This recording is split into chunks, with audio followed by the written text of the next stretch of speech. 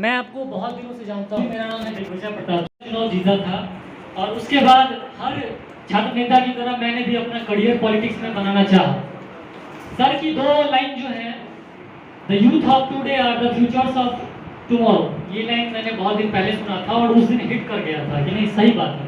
और एक और लाइन था, if you do not participate in democracy then ready to ruled by your empire. अगर आप प्रजातंत्र में भागीदारी नहीं लेते हैं तो आप पर आपसे जो मूर्ख है वो अधिकार करेगा। इन दो बातों से मैं सर से बहुत प्रभावित था। लेकिन सर मैं यहाँ पर जैसे यूथ इन पॉलिटिक्स, इन्होंने ये भी मुहिम लॉन्च कर दिया, लेकिन मैं युवाओं की तरफ से ये बोलना चाहूँगा सर कि हम लोगों के पास तो बाइक में पेट्रोल डलवाने के लिए पैसे नहीं है, पॉलिटिक्स कहाँ से करेंगे। दूसरी बात, पूरे देश में आप देख सकते हैं कि युवा बहुत कम ही राजनीति में है। अगर हम मधुबनी जिला की बात करें तो यहाँ 10 विधानसभा क्षेत्र हैं, 2 लोकसभा क्षेत्र हैं, बहुत सारे पंचायत हैं, लेकिन युवा क्या है, कुछ नहीं है, देखा जाए तो कहीं भी नहीं है। युवाओं को आज भी जो बड़े बुजुर्ग होते हैं उनके सामने बैठने का भी अधिकार नहीं है। वो ऐसे ही बात करते हैं, अरे तू फलाना का बेटा है, तू बोलेगा, तुम पापा को भेजो, तुम यहाँ क्या बात कर रहे हो। तो युवाओं की ये हालत है। ऊपर से 2019 में जब मोदी लहर आया था सर, आपने जिक्र किया है, उस समय जिस युवा ने उनको वोट दिया, आज 8 साल बाद वो एक शादीशुदा उम्र में आ चुका है, बेचारी की शादी भी नहीं हो रही है और वो भी उसका लाइफ में एक स्ट्रगल चल रहा है। ऊपर से हम लोगों ने जो है मतलब अपना सवाल आप पॉलिटिक्स में आप जो क्यों ला रहे हैं, तो हम लोग तो हर तरफ से ठगे हुए हैं। अब मान लीजिए 2019 से हम लोग जो फर्स्ट टाइम वोटर था या 2014 में जिसने फर्स्ट टाइम वोट दिया है उसकी उम्र अब हो गई है, मान लीजिए एक सही उम्र हो गई है, बेटर उम्र में हो गई है। अब वो बेचारा उसको आप पॉलिटिक्स में ला रहे हैं आप कि अब आप जो है राजनीति कीजिए। यहाँ भी कंपटीशन है, यहाँ भी तो 5 साल 3 साल हमें संघर्ष करना पड़ेगा, फिर हार जीत क्या होगा कुछ पता ही नहीं है। तो ऐसे में हम ये कहना चाहेंगे सर कि यूथ इन पॉलिटिक्स जो आपने किया है, युवा ऐसा थोड़ी कि राजनीति में ही आकर के कुछ बिहार के लिए कर सकता है। जैसा आपने कहा youth of today are the leaders of tomorrow, तो फ्यूचर ऑफ टुमारो भी हो सकता है। तो यूथ को आप पॉलिटिक्स में ही क्यों लाना चाहते हैं, उसको इंडस्ट्री में, बिजनेस में, उसमें क्यों नहीं लाना चाहते हैं। Thank you sir. और मिथिलांचल की धरती हृदयस्थली मधुबनी में आने के लिए आपका मैं तहे दिल से धन्यवाद देता हूँ। मैं काफी हेजिटेट फील कर रहा हूँ क्योंकि इतने बड़े शख्स से मैं कुछ दूसरा बोल रहा हूँ। Thank you sir. मैंने ऐसा कहा कभी, मैंने ये कहा कि आप राजनीतिक तौर पे जागरूक होइए। आप राजनीति, जैसे हर आदमी डॉक्टर नहीं हो सकता है, हर आदमी व्यवसायी नहीं हो सकता, हर आदमी शिक्षक नहीं हो सकता है, वैसे हर आदमी राजनीति नहीं कर सकता है। किसी भी समाज में 8 से 9% लोग ही डायरेक्टली पॉलिटिक्स से जुड़े हुए होते हैं। अगर यहाँ 100 आदमी बैठा है तो उसमें 5-7 आदमी पॉलिटिक्स कर सकता है। आपकी श्रद्धा है तो कीजिए, नहीं श्रद्धा है तो मत कीजिए।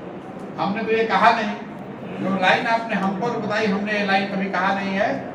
ये प्लेटो ने, ग्रीस के दार्शनिक हैं, उन्होंने कहा है कि लोकतंत्र में अगर आप भागीदार नहीं हैं, उन्होंने ये नहीं कहा कि राजनीति में आप शामिल नहीं हैं, लोकतंत्र में अगर आप भागीदार नहीं हैं तो इस बात के लिए तैयार रहिए कि समाज का कोई मूर्ख आदमी आपका राजा बनकर आप पर शासन करेगा। ये भागीदारी की बात है, जागृति की बात है, भागीदारी की बात है। और समाज से मैं ये कह रहा हूँ कि आप बताइए कि आपकी नजर में कौन आदमी बेहतर हो सकता है। ये नहीं कह रहा हूँ कि सब आदमी राजनीति कल से पढ़ाई लिखाई छोड़ के राजनीति में शामिल हो जाए, नौकरी पैसा छोड़ कर जो आदमी, मैं अपनी हर मीटिंग में कहता हूँ ये बात, क्योंकि कई लड़के पूछते हैं भैया कंपटीशन का तैयारी कर रहे हैं, वो करें कि पॉलिटिक्स करें। हम आपको फिर से दोहरा दे रहे हैं, जो आदमी स्वयं की चिंता नहीं कर सकता है वो समाज की चिंता क्या करेगा। आपको राजनीति जो है या समाज के लिए कुछ अच्छा करने का जो जज्बा है, ये प्लेटफॉर्म पर खड़ी हुई ट्रेन नहीं है कि छूट जाएगी, कल उस पर बैठ नहीं पाएंगे। आप अपने आप को बेहतर बनाइए, उस स्थिति में पहुंच जाइए जब आप अपनी और अपने परिवार की जिम्मेवारियों की चिंता कर सकते हैं। उसके बाद समाज के लिए कुछ कीजिएगा। हम भी तभी आए हैं ना भाई, जब 10 साल करने के बाद एक जगह बना लिए, समझते हैं कि ये कर सकते हैं, तब कर रहे हैं। रह गई बात कि आप कंपटीशन की तैयारी करते हुए, नौकरी करते हुए कुछ तो कर सकते हैं। 2 घंटा भोजपुरी गाना देखते हैं, मैथिली गाना देखते होंगे आप, पिक्चर देखते हैं अपने मोबाइल पर, उस समय कुछ अच्छा ही कीजिए, कुछ लिखिए। भाई साहब पुस्तकालय की बात कर रहे थे, समाज में अपने 4 दोस्तों को बताइए कि भाई बिहार के लिए अच्छा करो, इसमें जुड़ो। वो करने के लिए नौकरी छोड़ने की जरूरत नहीं है आपको। समाज में अगर आप नौकरी करते हैं तो खाना खा रहे हैं ना, दोस्तों के साथ पिक्चर देखने जा रहे हैं ना, क्रिकेट खेल रहे हैं, सिनेमा देख रहे हैं, तो 2 घंटा समय निकालिए समाज के लिए। ये जरूरी नहीं है कि आप नौकरी छोड़ कर आकर राजनीति कर लीजिए, कल आपको टिकट लेकर लड़ना है। लेकिन युवाओं की सोच कुछ लोगों की ऐसी है कि बस राजनीति का मतलब यह है कि मोटरसाइकिल ले लिए, उस पर झंडा लगा लिए और नेताजी के पीछे दिन भर घूमते रहेंगे, सब पढ़ाई लिखाई छोड़ के। उससे कोई नेता बन सकता है? अगर आप में क्षमता होगी भी और जिसके पीछे मोटरसाइकिल लेकर घूम रहे हैं, जिस दिन जान गया कि आप में क्षमता है तो सबसे पहले आप ही को मारेगा। उसको मालूम है कि भैया आप उसके लिए कल खतरा बनिएगा। तो आके युवा आपको कहता है भैया 10 साल उनके साथ काम किए, हमको ठग दिए, हमको देखिए ना, हम जरा सा कहे हमको मुखिया बनना है तो हमको हटा दिए। अरे भाई वो बेवकूफ है कि आपको बढ़ा देगा। नेता आपको समाज बनाता है, कोई नेता किसी दूसरे को नेता नहीं बना सकता है।